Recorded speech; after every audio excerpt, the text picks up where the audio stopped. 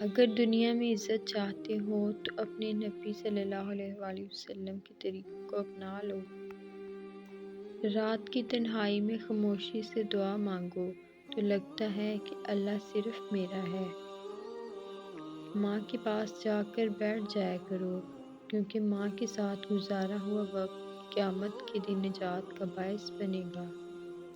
انسان کا سب سے بہترین دوست اللہ ہے۔ بہت جلدی مان جاتا ہے، پرانی باتیں یاد نہیں کرواتا، کبھی مایوس نہیں لوٹاتا اپنے در سے۔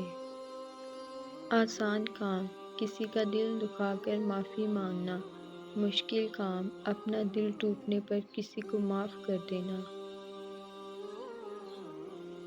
رسول اللہ صلی اللہ علیہ وآلہ وسلم نے ارشاد فرمایا، جو شخص رات کو وضو کر کے سوئے پھر اس حالت میں اس کو موت آ جائے تو وہ شہید مرا۔ زندگی بہت مختصر ہے، اسے اللہ کی نافرمانی میں ضائع نہ کرو۔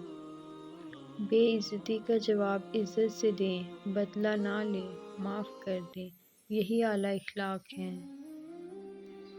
زبان کو غیبت سے پاک کر لو، پیٹ کا لقمہ حرام سے دور کر لو، دعائیں قبول ہو جائیں گی۔ اللہ کا بہترین بندہ وہ ہے جو اللہ کی مرضی پر راضی رہے۔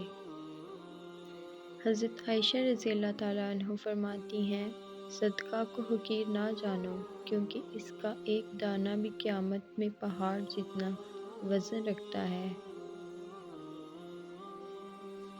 اگر نماز پڑھنے سے تم گناہ سے باز آ جاؤ تو سمجھ لو کہ تمہاری نماز قبول ہو رہی ہے۔ جو کرتا ہے تو چھپ کر اہل جہاں سے، کوئی دیکھتا ہے تجھے آسمان سے۔